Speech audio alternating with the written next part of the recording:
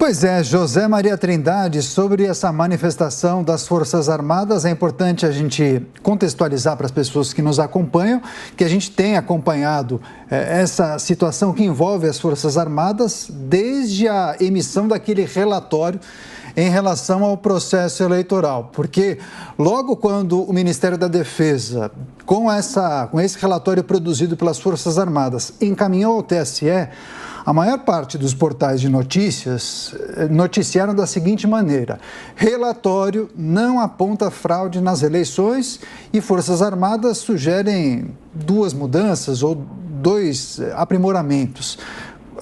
Questões que envolvem os aspectos técnicos do processo da urna eletrônica. Pois bem, no dia seguinte, salvo engano, ou naquela mesma noite, as Forças Armadas emitiram uma nota dizendo que, olha, não é possível afirmar se houve ou não houve fraude, porque nós não tivemos acesso a 100% do processo eleitoral. Pois bem, e aí no dia de ontem, essa nota em que as Forças Armadas condenam eventuais excessos cometidos nas manifestações, mas também criticam as restrições a direitos por parte de agentes públicos.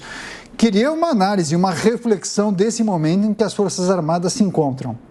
Pois é, Daniel, nós acompanhamos isso aí por dentro, né? E demos em primeira mão aí todos esses assuntos que você citou, a nota em primeira mão, a reunião de generais, né? Que foi muito importante, e este relatório sobre as eleições. Uma coisa não tem nada a ver com a outra, são paralelas, né? Tanto a nota quanto o relatório. O que levou o Ministério da Defesa a emitir uma nota no dia seguinte foi a nota do Tribunal Superior Eleitoral, onde o ministro Alexandre de Moraes agradece, minimiza as reclamações dos técnicos do Ministério da Defesa e diz que estava tudo bem, que os militares estariam chancelando as eleições. Aí o Ministério da Defesa disse, olha, o relatório que fizemos, nós denunciamos a falta de acesso aos dados, né? O código-fonte tem 17 milhões de linhas.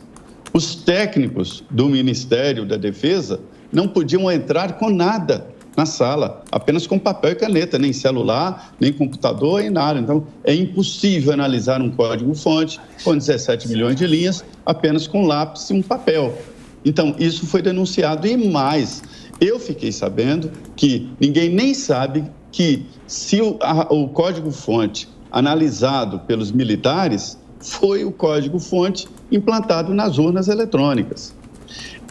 O Ministério da Defesa não fala sobre irregularidades, fraudes, porque não teve acesso ao código-fonte, porque a votação é perfeitamente analisável e editável a partir da urna.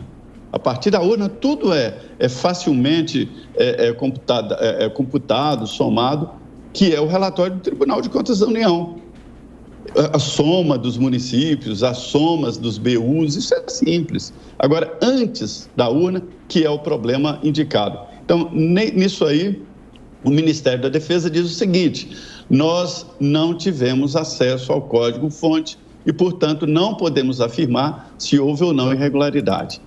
Esse outro ponto, que é essa nota inédita, eu só tenho conhecimento de uma antes, lá atrás, quando foram extintos os ministérios da Aeronáutica, do Exército e da Marinha, que se criou o Ministério da Defesa, né?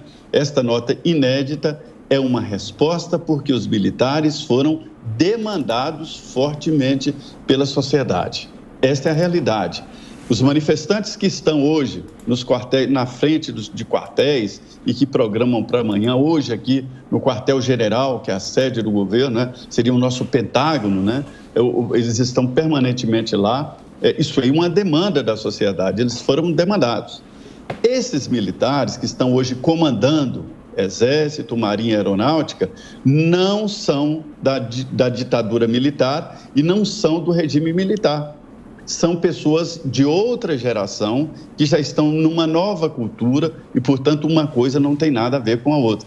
São generais cientes dos seus deveres constitucionais, são generais muito bem preparados. O militar não fica marchando em indecisos cordões nos quartéis, não. Ficam estudando para se chegar a general. É um trabalhão e uma carreira de anos de preparo e de um funil, uma seleção absurda para se chegar a general. Então, essa é a realidade dos quartéis. Antes desta decisão em nota, os oficiais generais do Exército foram reunidos, 120, de 2 estrelas, 3 estrelas e 4 estrelas. Uma grande reunião.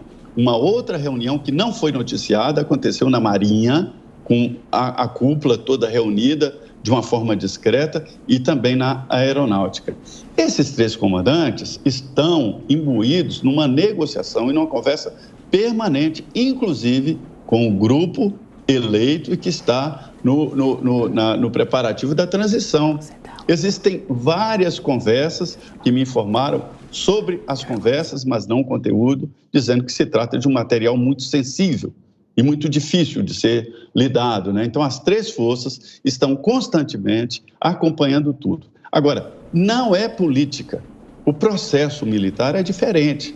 Quando se reúne generais ou o alto comando da Marinha, do Exército e da Aeronáutica, se toma posições e pronto, a partir daquele momento é um comando da força, é uma norma.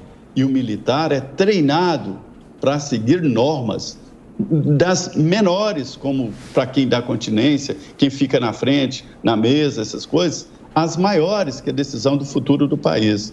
Então, há uma unidade dos comandos militares, e isso é muito importante, e houve, sim, um novo patamar. Os militares se colocam como opção para qualquer momento de crise atuar. Essa nota deixa muito claro que a moderação, eles assumiram a moderação, e pela primeira vez. Foi isso que incomodou e muito a dona Gleice.